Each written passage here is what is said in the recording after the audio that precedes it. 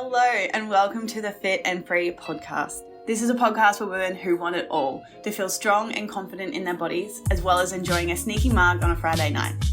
I'm an exercise physiologist and sports nutritionist, here to teach you how to achieve your body goals without food and your body controlling your life. So let's jump in.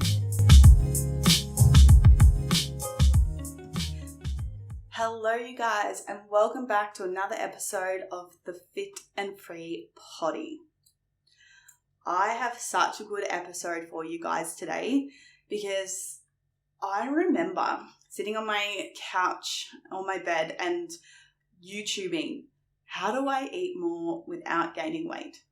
How do I eat 2,500 calories and lose fat and gain lean muscle? How do I really achieve that toned physique that I've been working so hard to achieve? And that's what I'm going to really break down in today's episode, is that can you really lose fat and tone your muscles at exactly the same time? And I'm here to tell you that you absolutely can. And I'm going to break down in the episode of how you can achieve that too. So it's going to be a good one. But before we jump into the episode, guys, I've been working on something for you. I know how it feels to be plateaued with your body goals.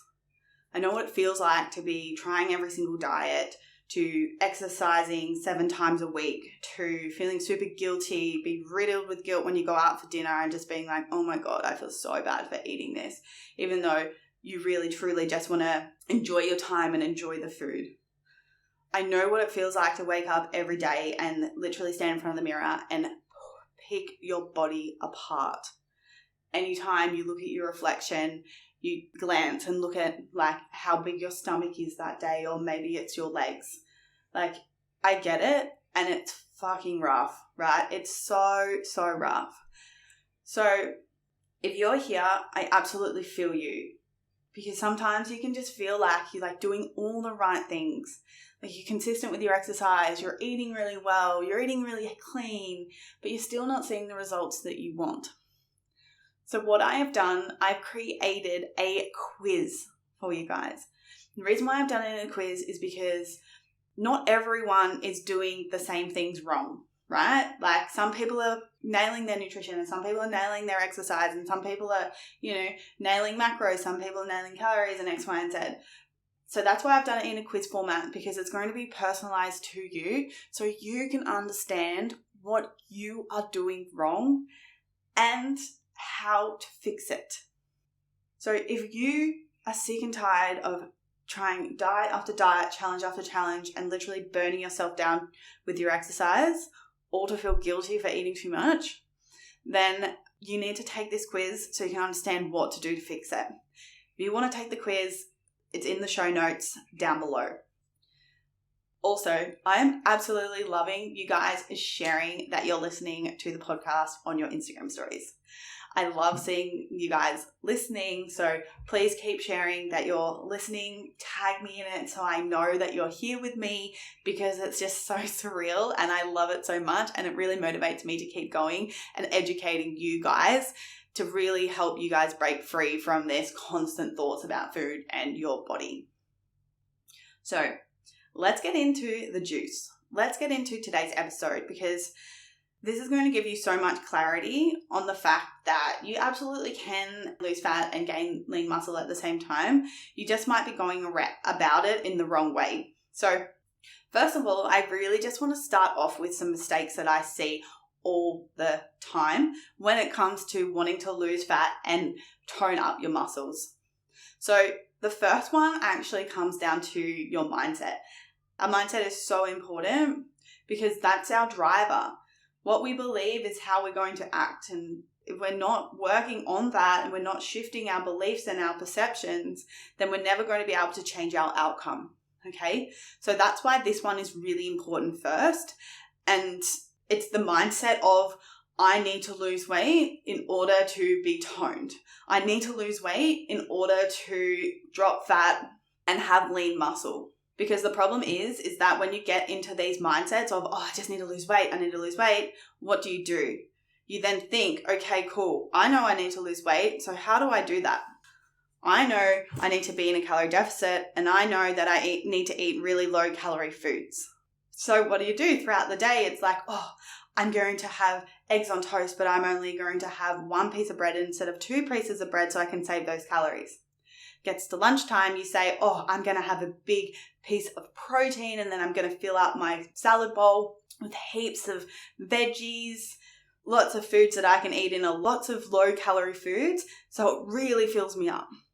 And you think to yourself, like, why would I add the oil in? Like, that's such a waste of calories.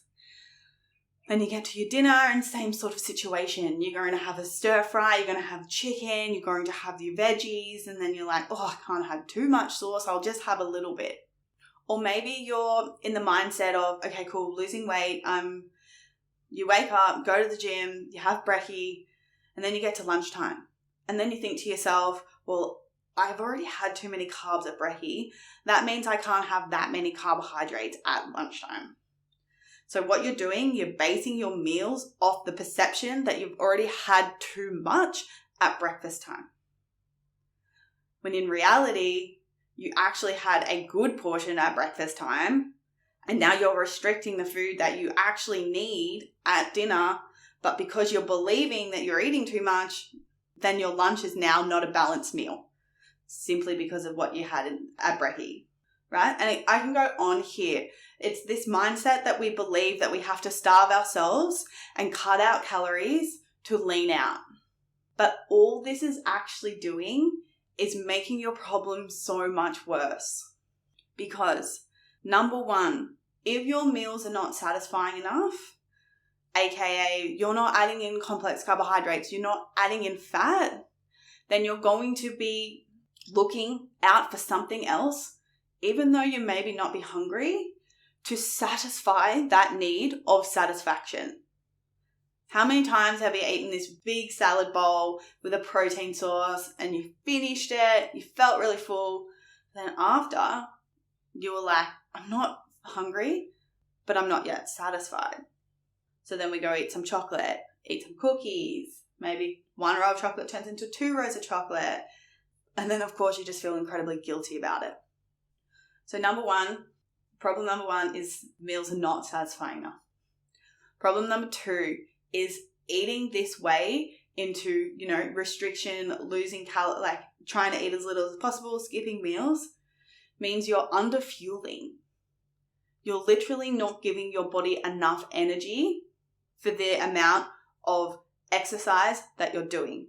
So ultimately, number 1, the calorie deficit is just way too low. Number 2, you're not giving yourself enough carbohydrates, so hence the reason why your energy is so low, hence the reason why your sugar cravings are hectic. And number 3, the most important one here is that it's going to hinder your training performance. And I say this all the time, if you're a long-term listener, that is like your nutrition is kind of how you shape how much body fat and muscle you have. But then our exercise routine is what gives us the actual shape. It is the thing that actually builds our muscles, so then we actually have shape in our shoulders, that we actually have shape in our glutes.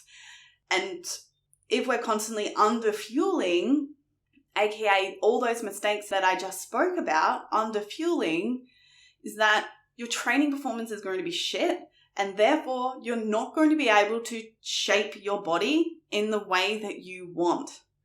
That's one of the reasons why is that, like, anytime you are successful with weight loss, you still look in the mirror and you're still not happy with what you look like. It's because you don't have any muscle mass. And of course, this underfueling is it's going to increase your cortisol levels. It's going to downregulate your metabolism. And it's not providing the building blocks to build muscle. So you're actually cock-blocking your own results by doing these things. And then last thing I want to talk about, another really big problem with it, is it's increasing your likelihood of binge eating, likelihood of losing control, likelihood of saying, fuck it, I'm going to start on Monday, stuck in that binge restrict cycle, okay? It's not good for your mental health. It's not good for your physical health. So why are we still doing it? And honestly, this is where so many active females are getting it so wrong. And like, let me know if this has happened to you. Like, you do go through that fat loss phase, you go through a calorie deficit and you're successful with your weight loss.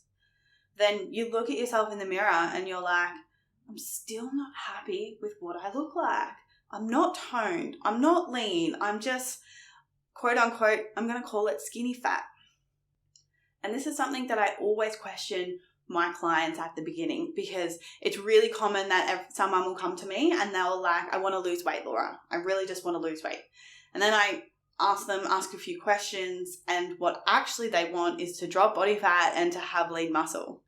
So if I just listened to you and said, okay, cool, let's drop weight, let's do a bunch of cardio, drop your calories really low, we'll lose weight really quickly, really easily, but the thing is, you're not going to be happy with what you look like because you haven't got any shape to your body.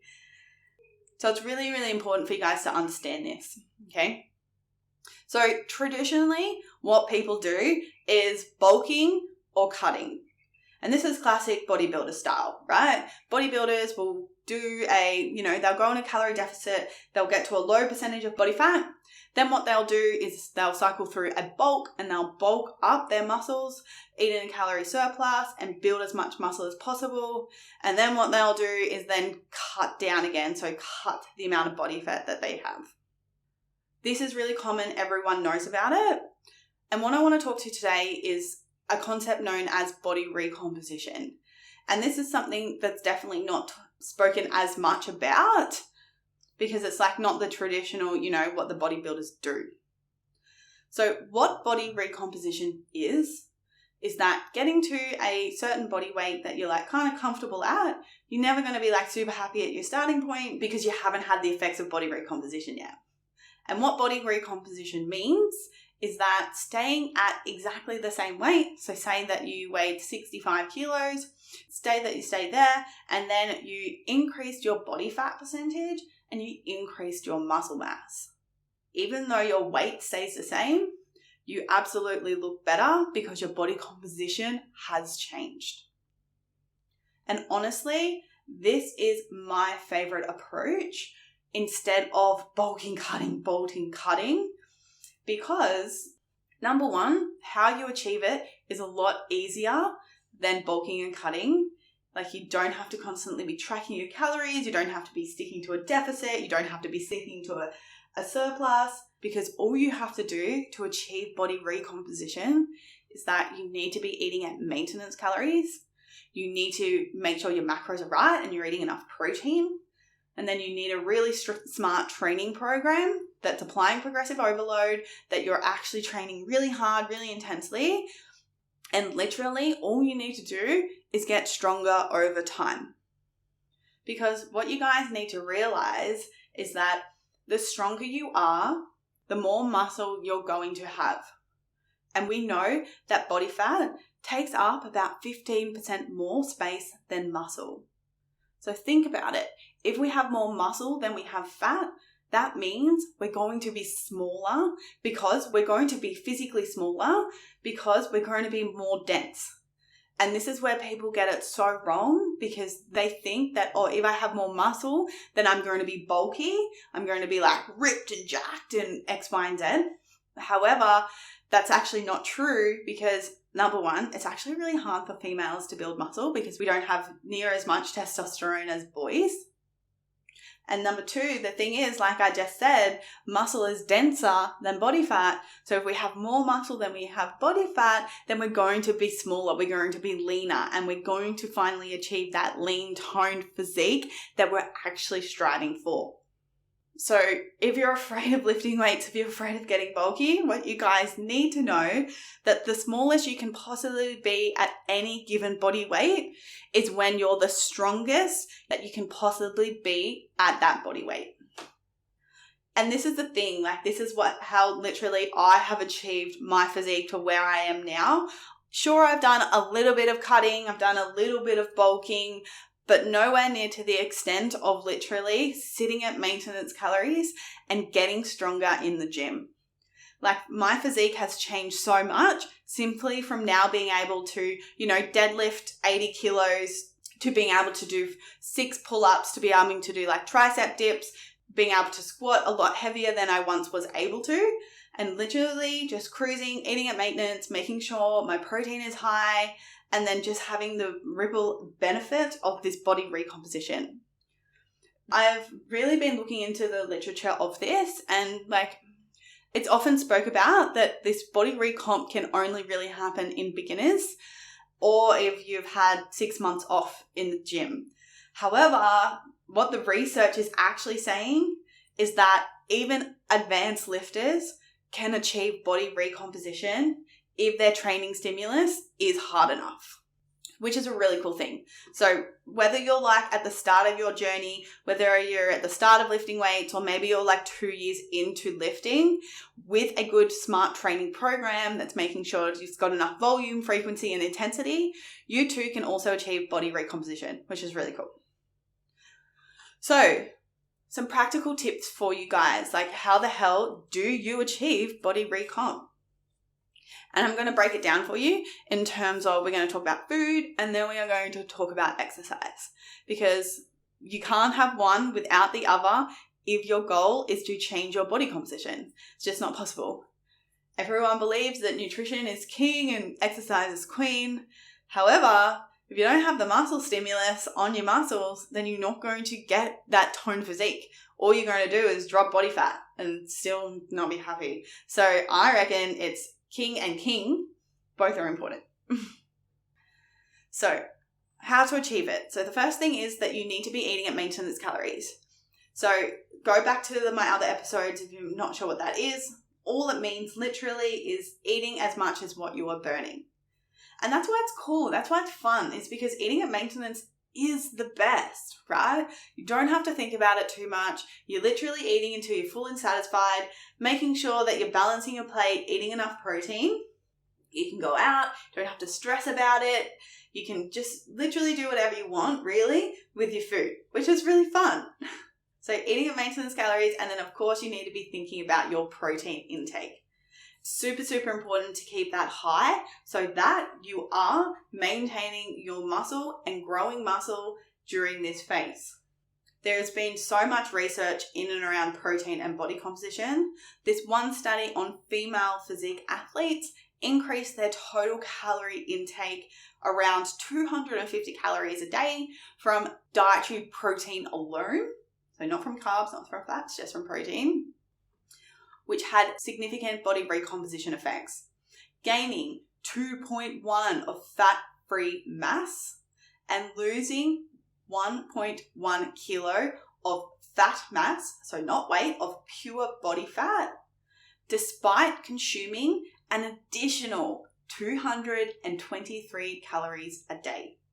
So this is here proof evidence that eating more is absolutely going to help you change your body composition in terms of gaining muscle and losing fat when you have your strategy right. Very important. This is something I absolutely teach you how to do inside the Fit and Free Academy. So many people get this wrong in terms of they think they're eating enough protein. See it all the time. What are you having for breakfast? 2 eggs on toast with some avocado. Ba-bong. 2 eggs alone only have 12 grams of protein in them. Cool, we can plus on the bread, that's about an extra 6 grams, so sitting at about 18 grams of protein for an entire meal. For a main meal for an active female, you're looking at least 30 grams of protein per meal. So you can see 18 grams is off. And as soon as we miss protein at one of our main meals, it's going to significantly impact our overall daily needs, and it's going to make it really hard to make up for it through our snacks and things like that. So that's why it's really, really important to be basing our main meals in and around protein. This is where protein supplements can be really, really beneficial, especially for females, because we can't eat as much as males simply because we'd be stuffed and we'd feel really shit.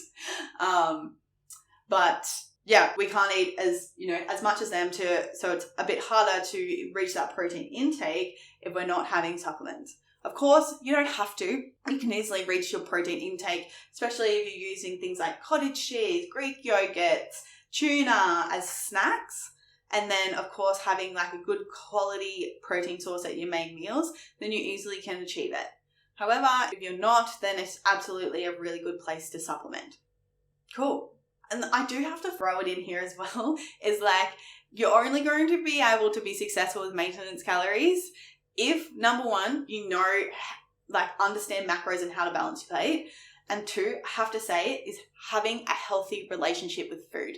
Because if you don't, if you're telling yourself you can't have certain things on certain days, if you're telling yourself that you can't have certain foods because they're bad, they're too high in calories, if you're telling yourself that you can only eat at certain times of the day, then you're not actually eating at maintenance calories, because you're choosing what you're eating and when you're eating it based off your mental rules that you have in your head. You're not listening to your body. You're absolutely not fueling your body correctly, because it's these mental rules and restrictions are the reason why you're then overeating on the weekends. The reason why you're anytime you go out, you're like eating all the pasta and eating all the sides and eating everything, because you're not allowing yourself to eat it during the week. Okay? So this is absolutely something you need to heal as well in order to be successful long term. Another thing that I teach you guys inside the Fit and Free Academy during the first phase of the program. So we're nailing our nutrition, we're eating our maintenance calories, we're eating enough protein. What do we need to do with our exercise? So what we need to do is we need to get stronger. We need to learn how to track our training. We need to learn how to apply progressive overload and stick to something, get better at it for at least 6 months to a year. And I know 6 months to a year sounds like a really long time.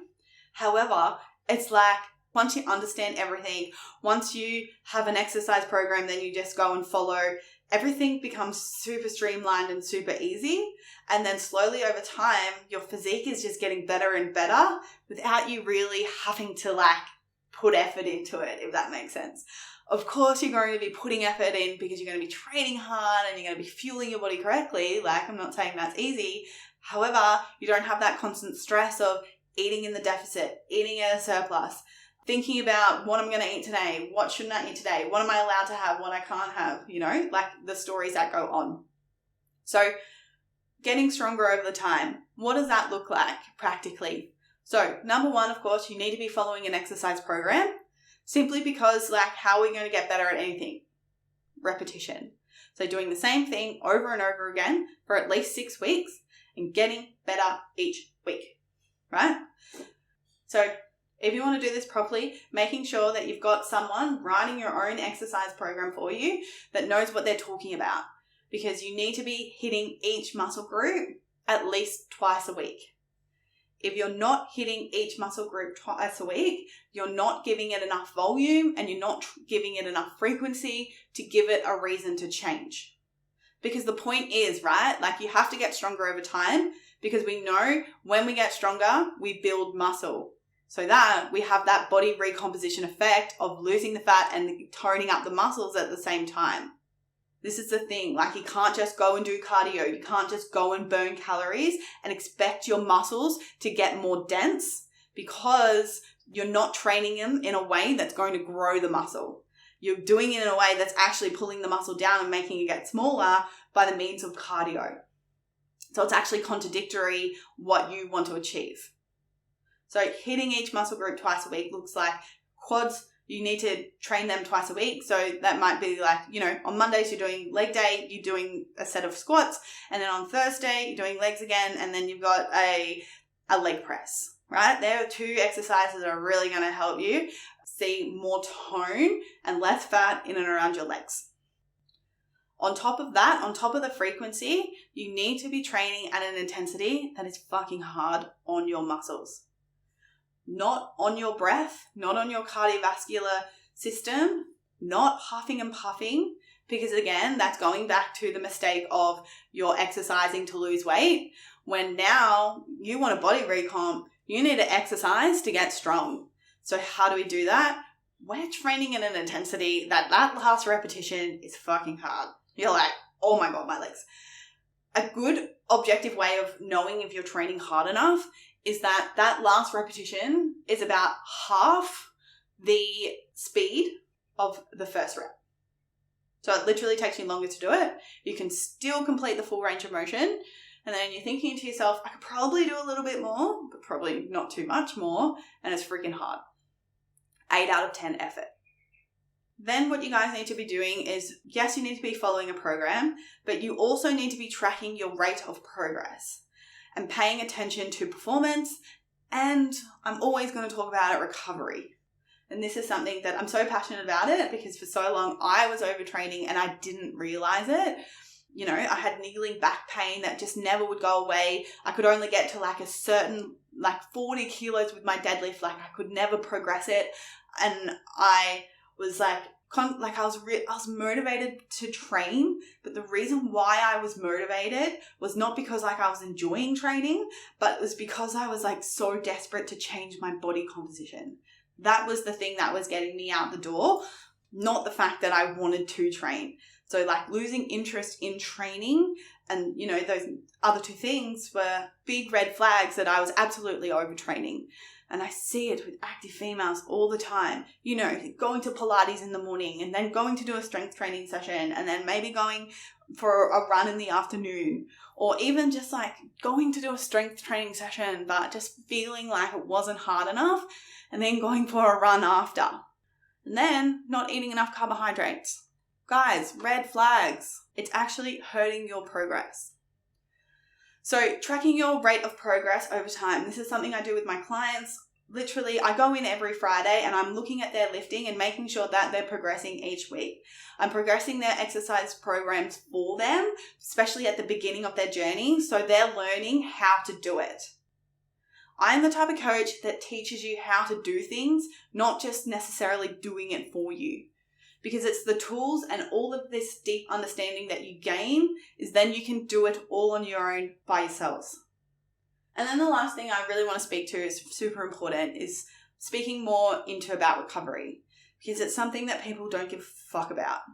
And I was looking into this because I'm also I'm quite passionate about it in terms of sleeping. So there was this study that had 2 groups of people that were in a calorie deficit.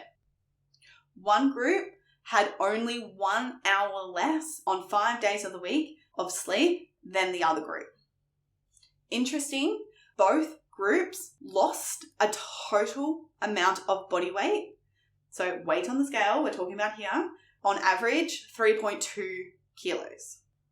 But the crazy thing was that the group that was not sleep restricted better preserved fat-free mass and lost a significant amount of fat mass.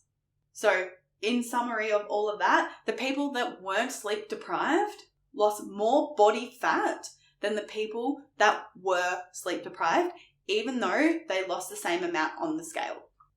Another thing that this study also found is that the sleep restricted group had a significant increase in ghrelin. And what ghrelin is commonly referred to as the hunger hormone. It has been shown to increase the likelihood of weight regain, especially fat. And this is one of the biggest reasons why that many people fail to maintain their weight loss once and for good. Another thing that this study concluded is that sleep deprivation is also associated with negative hormonal adaptations through the hypothalamic pituitary adrenal axis, leading to an increase in cortisol, glucose and insulin, and a decrease in testosterone and growth hormone, which ultimately means that dysregulation seems to create an antibody recomposition environment where building muscle mass and losing fat mass would be less likely. So summarizing all that for you is literally like this sleep deprivation is you put your body in a compromised position to actually lose fat tissue and gain and increase fat-free mass, so you're getting that tone definition in your body.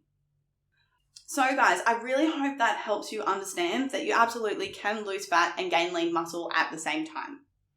However, all you need to do is you need to have a really smart strategy in terms of your nutrition, having a healthy relationship with food, and then of course, your exercise routine. If you did like this episode, send me a message on Instagram and let me know what your biggest takeaway was. I love to hear it. And don't forget, If you want to know what you're doing wrong with your weight loss journey, then don't forget to do the quiz, which is in the show notes down below. Anyway, thank you for being here. Love you always, and I will see you guys next week.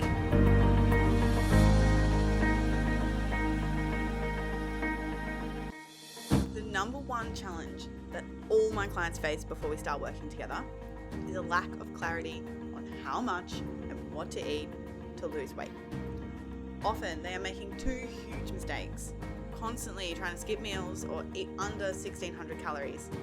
Secondly, only allowing themselves bad foods like chocolate on the weekend, but end up binging, all to tell themselves they're going to start again on Monday.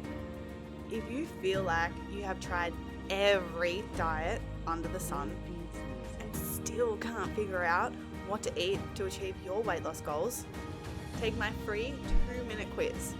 You can find the link in the show notes down below, and it will help you figure out exactly what you're doing wrong with your nutrition and exercise, and exactly what to do to fix it, so that you can finally be confident in your body and achieve your weight loss goals.